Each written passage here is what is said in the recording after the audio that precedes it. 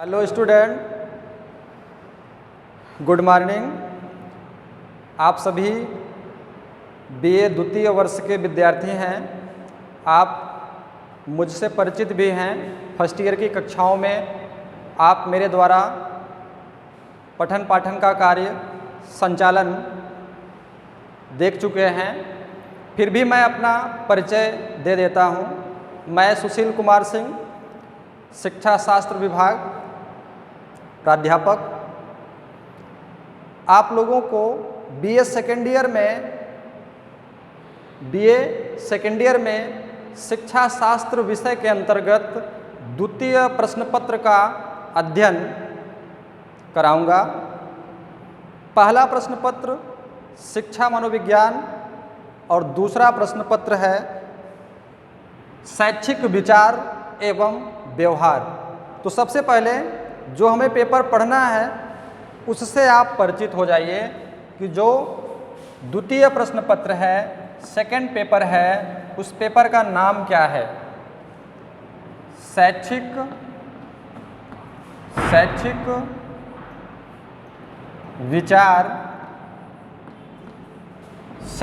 विचार एवं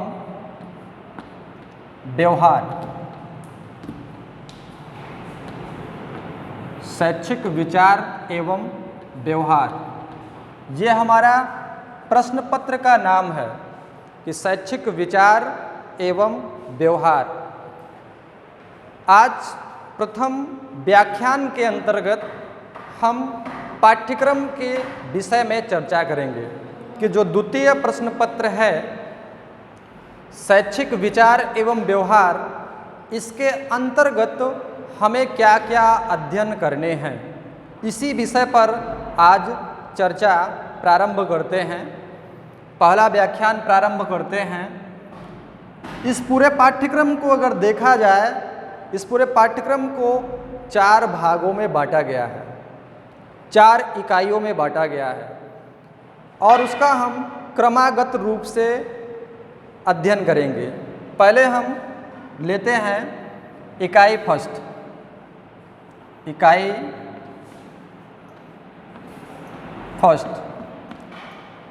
अगर हम प्रथम इकाई की बात करते हैं, इसके अंतर्गत क्या क्या कंटेंट है। जानकारी की दृष्टिकोण से एक तथ्य आपसे और बताना चाहेंगे कि पेपर का नाम जो है वो शैक्षिक विचार एवं व्यवहार है। ये बीए द्वितीय वर्ष का प्रश्न पत्र है, लेकिन अगर आप उच्च कक्षाओं में जाएंगे, खास करके टीचर ट्रेनिंग में जाएंगे, तो सेम कंटेंट जो इस पाठ्यक्रम में हम पढ़ेंगे, अगर कोई विद्यार्थी भविष्य में बीटीसी करता है, डीएलएड करता है, बीएड करता है, तब भी इसी कंटेंट को पढ़ा जाता है। वहाँ सिर्फ प्रश्न पत्र का नाम बदल जाता है। जैसे शैक्षिक विचार एवं व्यवहार जो हमें पढ़ना है, मूल रूप से शिक्षा दर्शन पढ़ना है, शिक्षा दर्शन पढ़ना है। और ये शिक्षा दर्शन जो बीए सेकेंड ईयर के पाठ्यक्रम में है, जिसका नाम है शैक्षिक विचार एवं व्यवहार, यही अगर बीएड फर्स्ट ईयर का स्टूडेंट होगा तो ज्ञान और पाठ्यक्रम पेपर का नाम हो जाएगा। पढ़ने सारे यही कंटेंट हैं, ठीक है। डीएलएड में अगर पढ़ना होगा तो वहाँ प्रारंभिक शिक्षा के प्रयास पेपर का नाम बदल जाएगा, ठीक है ना। तो इस दृष्टिकोण से भी प्रश्न पत्र जो है इम्पॉर्टेंट है। अभी हम बीए सेकेंड ईयर के पाठ्यक्रम के अकॉर्डिंग, विश्वविद्यालय के पाठ्यक्रम के अकॉर्डिंग सबसे पहले यह जानते हैं कि इसके अंतर्गत, इस पेपर के अंतर्गत हमें क्या क्या पढ़ना है। ठीक, आइए प्रथम इकाई की बात करते हैं। तो प्रथम इकाई में हमें क्या क्या पढ़ना है। प्रथम इकाई में दर्शन और शिक्षा, दर्शन और शिक्षा की अवधारणा। दर्शन और शिक्षा की अवधारणा या संप्रत्यय कहिए कि दर्शन क्या है और शिक्षा क्या है। ठीक, प्रकृति,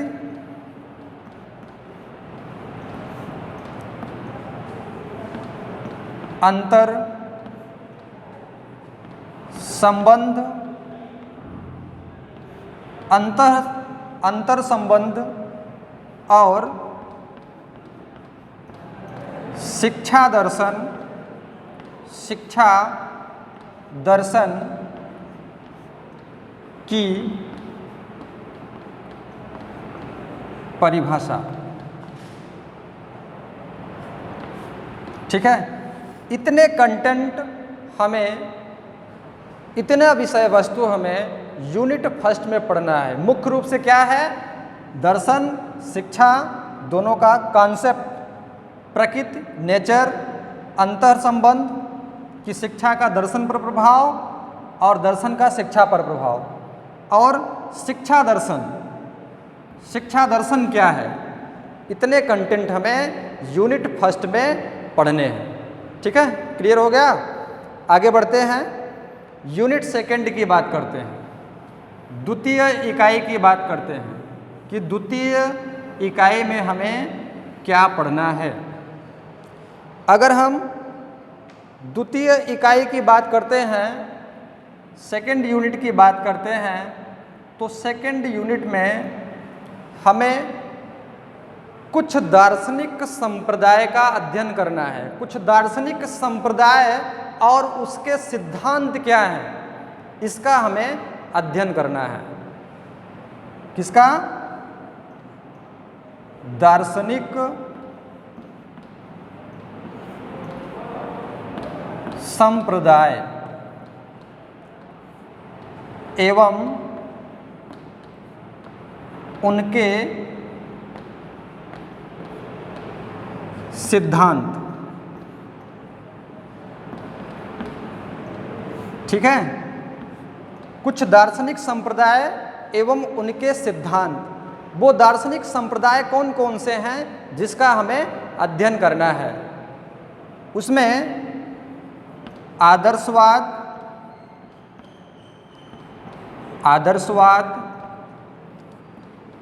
प्रकृतिवाद,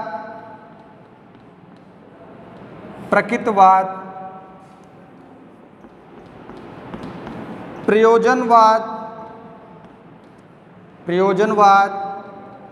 और लास्ट है यथार्थवाद। ठीक है, अगर आप एक प्रकार से कहें तो मुख्य रूप से 4 दर्शन हैं, 4 दार्शनिक संप्रदाय हैं। आदर्शवाद, प्रकृतिवाद, प्रयोजनवाद, यथार्थवाद। ठीक है ना, ये 4 दर्शन हमें पढ़ने हैं। इनके मूलभूत सिद्धांत क्या हैं, शिक्षा जगत में इनकी उपयोगिता क्या है, इन सब का विस्तार से वर्णन हम आगे जैसे जैसे पाठ्यक्रम में आगे बढ़ेंगे उसका वर्णन बताएंगे। ठीक, अभी सिर्फ इतना जानिए आप कि यूनिट सेकंड हमारा ये 4 संप्रदाय अगर हम पढ़ लेते हैं, दर्शन अगर हम पढ़ लेते हैं, तो हमारा यूनिट सेकंड जो है वो क्या हो जाता है, कंप्लीट हो जाएगा। ठीक, आगे बढ़ते हैं। यूनिट तीसरे की अगर बात करें कि यूनिट तीसरे में हमें क्या पढ़ना है, थर्ड, इकाई थर्ड में अगर देखा जाए तीसरा यूनिट, तो इकाई थर्ड में हमें जो पढ़ना है, हमारे कुछ भारतीय शैक्षिक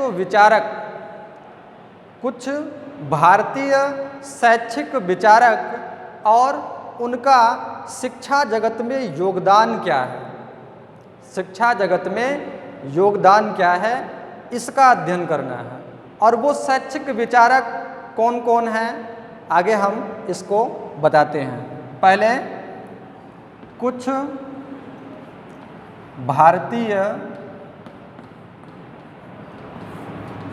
शैक्षिक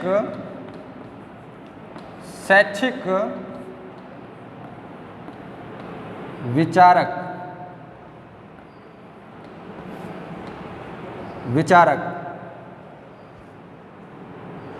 तथा उनका शिक्षा में योगदान।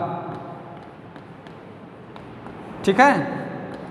अब वो शैक्षिक विचारक कौन कौन हैं, ठीक है ना। पहला अरविंद घोष। बहुत सारे नाम आपसे आप परिचित भी होंगे, जानते भी होंगे। शैक्षिक जगत में उनका क्या योगदान है, जब हम पाठ्यक्रम पर आगे बढ़ेंगे तो एक एक शैक्षिक विचारक का अध्ययन विस्तार पूर्वक करेंगे। अरविंद घोष, गिजुभाई बधेका,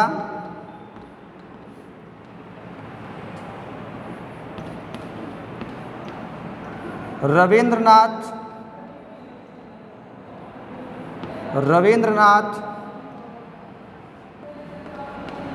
टैगोर। रविंद्रनाथ टैगोर, आगे आइएगा। महात्मा गांधी और लास्ट है स्वामी विवेकानंद।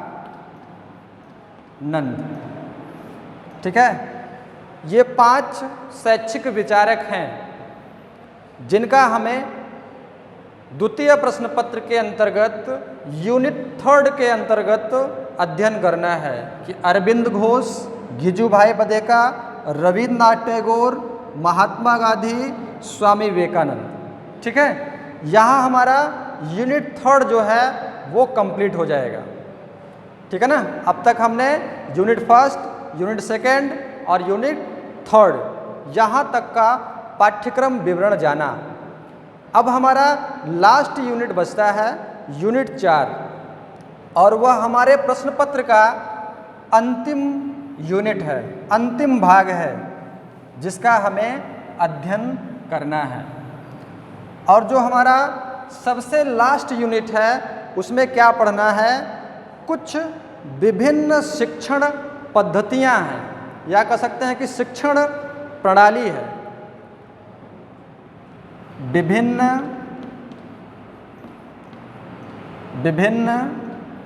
ध्यान दीजिएगा, यूनिट 4 है ये, चौथा इकाई 4 है। विभिन्न शिक्षण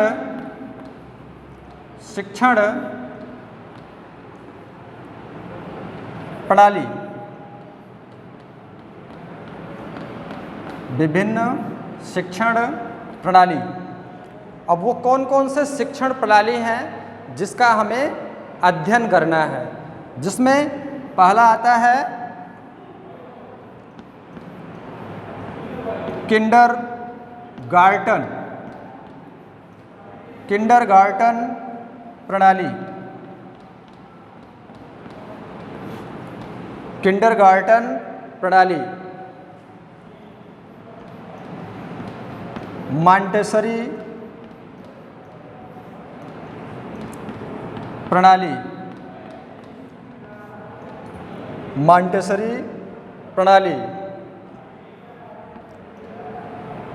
डाल्टन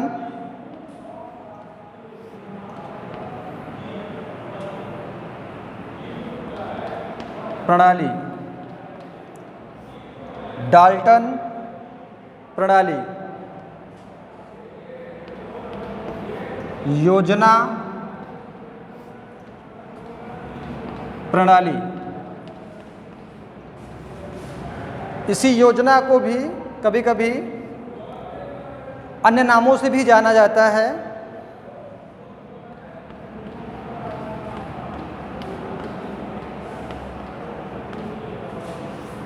परियोजना प्रणाली भी इसे कहते हैं, या अंग्रेजी में इसे प्रोजेक्ट मेथड भी कहते हैं। अर्थात अब देखा जाए तो जो हमारा लास्ट यूनिट है इसमें विभिन्न शिक्षण प्रणालियों का अध्ययन करना है कि किंडरगार्टन प्रणाली क्या, मॉन्टेसरी प्रणाली का, डाल्टन प्रणाली का और योजना प्रणाली या परियोजना प्रणाली का। ठीक, ये हमारा संपूर्ण पाठ्यक्रम समाप्त होता है। अगर अब हम सामान्य रूप में देखते हैं कि हमारे संपूर्ण पाठ्यक्रम में क्या है, संपूर्ण पाठ्यक्रम में क्या है, तो कुछ रटना नहीं है, सिर्फ अपने दिमाग में बैठा लेना है कि संपूर्ण पाठ्यक्रम में क्या है। ऐसे उंगलियों पर आपको याद होने चाहिए, रटने की आवश्यकता नहीं है। जैसे अगर हम पहले यूनिट की बात करते हैं तो पहला यूनिट में हमारा क्या है, अभी सब हम आपको पढ़ा चुके हैं। एक बार फिर से आपको रिवीजन करा देते हैं, बिना ब्लैक बोर्ड के ऐसे ही ओरली आप सब कुछ जानते रहिए कि पहला यूनिट क्या है हमारा, कि दर्शन और शिक्षा, दर्शन और शिक्षा और उसकी अवधारणा, संप्रत्यय, कि दर्शन क्या है, शिक्षा क्या है, उसकी प्रकृति क्या है, नेचर, उसकी प्रकृति क्या है, अंतः संबंध क्या है, शिक्षा और दर्शन में अंतर संबंध क्या है, ठीक है, और लास्ट में शिक्षा दर्शन क्या है। ये हमारा यूनिट फर्स्ट यहाँ कंप्लीट हो जाता है। ठीक है, दूसरे यूनिट की बात करते हैं हम कि दूसरे यूनिट में आपको पढ़ना है कुछ दार्शनिक संप्रदाय। और कुछ दार्शनिक संप्रदाय का मतलब मुख्यतः हमें 4 दर्शन पढ़ने हैं या 4 दार्शनिक संप्रदाय पढ़ने हैं। याद रखिएगा, आदर्शवाद है, ठीक है, प्रकृतिवाद है, प्रयोजनवाद है, यथार्थवाद है। ठीक है ना, ये 4 हमारे क्या हो गए, दार्शनिक संप्रदाय। और ये 4 हमने पढ़ लिया तो समझिए यूनिट सेकंड हमारा समाप्त हो गया। ठीक, यूनिट थर्ड की अगर बात करेंगे तो आप जानते रहिए कुछ हमें भारतीय शैक्षिक विचारक पढ़ने हैं। विचारक भी कह सकते हैं, शिक्षाविद भी कह सकते हैं और उन्हें दार्शनिक भी कह सकते हैं। ठीक है ना, तो उनका पढ़ना है और वो भी आप गिने चुने आपके उंगलियों पर नाम होने चाहिए। ठीक है ना, कौन कौन से हैं, अरविंद घोष, ठीक है ना, जीजूभाई वधेका, रविन्द्रनाथ टैगोर, महात्मा गांधी, स्वामी विवेकानंद। ये 5 शैक्षिक विचारक हैं, भारतीय शैक्षिक विचारक, जिसका हमें अध्ययन करना है। ठीक, लास्ट यूनिट की जैसे मैं बोल रहा हूँ, बता रहा हूँ आपको, ऐसा तो है नहीं कि मेरे दिमाग में कोई चिप लगा हो, कंप्यूटर लगा हो। ठीक है ना, ऐसे आप भी याद कर सकते हैं, कोई दिक्कत नहीं है। एक बार नहीं, 2 बार देखेंगे, 3 बार देखेंगे, निश्चित ही सारा पाठ्यक्रम आपको कंठस्थ हो जाएगा। ठीक है ना, तो उसी प्रकार लास्ट यूनिट की बात करते हैं। तो लास्ट यूनिट में हमें क्या पढ़ना है, लास्ट यूनिट में हमें पढ़ना है कुछ शिक्षण पद्धतियाँ, और मुख्य रूप से 4 शिक्षण पद्धतियाँ हैं। कौन कौन सी हैं, पहला किंडरगार्टन, डाल्टन, ठीक है ना, किंडरगार्टन, डाल्टन, योजना, ठीक है, और योजना, और बताइए, ठीक है ना, और वास्तविक कक्षा नहीं है, ये जो है ऑनलाइन क्लासेस है, इसलिए पाठ्यक्रम के अंतर्गत अगर देखा जाए तो सारी विषय वस्तु को अगर एक बार आपको समझ में ना आए तो दोबारा जो है वीडियो प्ले करके देखिएगा, निश्चित ही आपको समझ में आएगा। चलिए आगे बढ़ते हैं। आज हम पाठ्यक्रम के अतिरिक्त एक टॉपिक पर डिस्कशन करेंगे जिसको आपने बीए प्रथम वर्ष की कक्षाओं में अध्ययन किया है, आपने पढ़ा है उस विषय वस्तु को, शिक्षा, जिसे अंग्रेजी में कहते हैं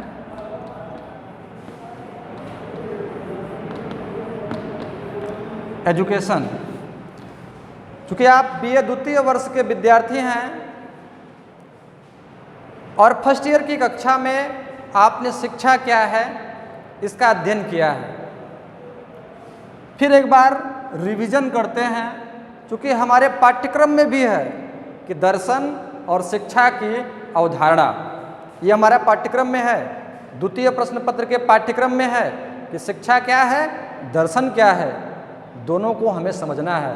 तो आज हम पहला टॉपिक स्टार्ट करते हैं एजुकेशन, और इसलिए स्टार्ट करते हैं कि आप इस शब्द से पहले भी परिचित हैं, ठीक है ना, कि शिक्षा क्या है।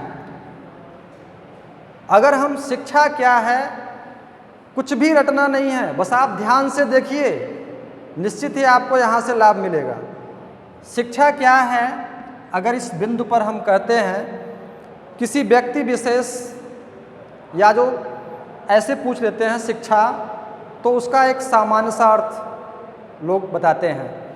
लेकिन चूंकि आप शिक्षा शास्त्र के विद्यार्थी हैं, एजुकेशन के विद्यार्थी हैं, तो आप ये बिंदु जरूर याद रखिएगा, अगर शिक्षा पूछा जाता है तो इसके दो मीन्स निकलते हैं, 1 और 2, ठीक है ना।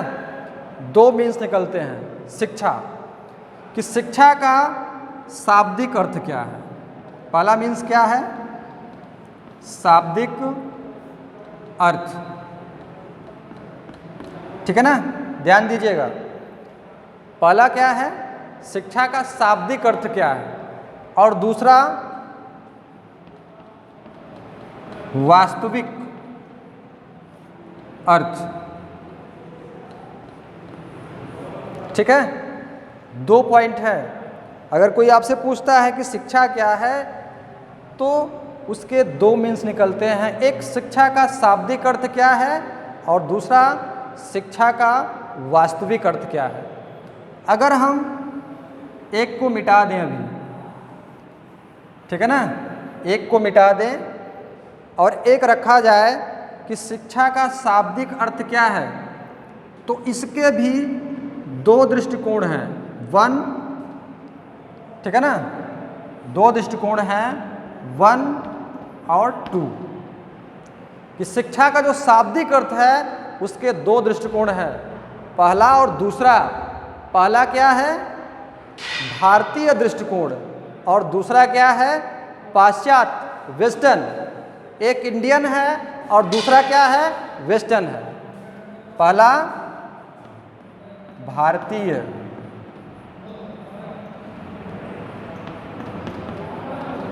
दृष्टिकोण, ठीक है ना, और दूसरा पाश्चात्य दृष्टिकोण, ठीक। एक भारतीय दृष्टिकोण है और दूसरा पाश्चात्य दृष्टिकोण है। अगर हम भारतीय दृष्टिकोण की बात करते हैं, ध्यान दीजिएगा, अभी हम शाब्दिक अर्थ की बात कर रहे हैं, भारतीय दृष्टिकोण की बात करते हैं शिक्षा।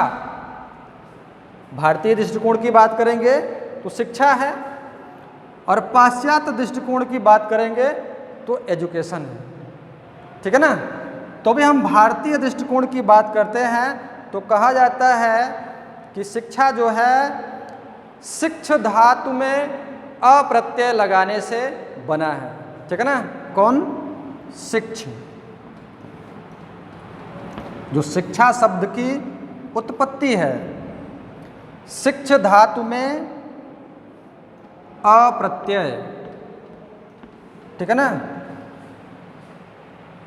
शिक्षा की उत्पत्ति जो मानी जाती है, जो शाब्दिक अर्थ माना जाता है भारतीय दृष्टिकोण के अकॉर्डिंग, वो शिक्ष धातु में अप्रत्यय लगाने से बना है, जिसका अर्थ होता है सीखना और सिखाना, ठीक है ना, सीखना और सिखाना, ठीक है ना, पढ़ना और पढ़ाना, ठीक है। ये क्या है, शिक्षा का शाब्दिक अर्थ है और भारतीय दृष्टिकोण है। भारतीय दृष्टिकोण के अकॉर्डिंग शिक्ष धातु में अप्रत्यय लगाने से शिक्षा बना है, और जिसका मीन्स होता है सीखना और सिखाना, ठीक। यहाँ तक क्लियर हो गया, कोई भूलेगा नहीं। आगे बढ़ते हैं, ये भारतीय दृष्टिकोण था। अब हम पाश्चात्य दृष्टिकोण की बात करते हैं। शाब्दिक अर्थ भी बता रहे हैं, ये ध्यान रखिएगा दिमाग में।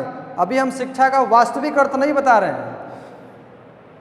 पाश्चात्य दृष्टिकोण की बात करते हैं तो पाश्चात्य दृष्टिकोण में माना जाता है एजुकेशन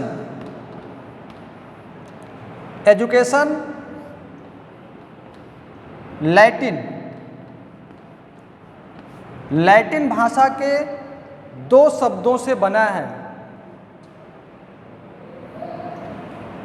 लैटिन भाषा के दो शब्दों से नहीं, एक शब्द से बना है, जिसका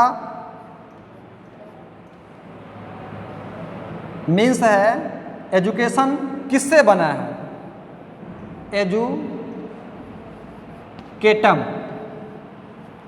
ठीक है ना। लैटिन भाषा के एजुकेटम शब्द से बना है, और एजुकेटम दो शब्दों से बना है। एजुकेटम दो शब्दों से बना है, ई और ड्यूको, ठीक है ना। ई का मतलब है अंदर से, और ड्यूको का मतलब है बाहर निकलना, बाहर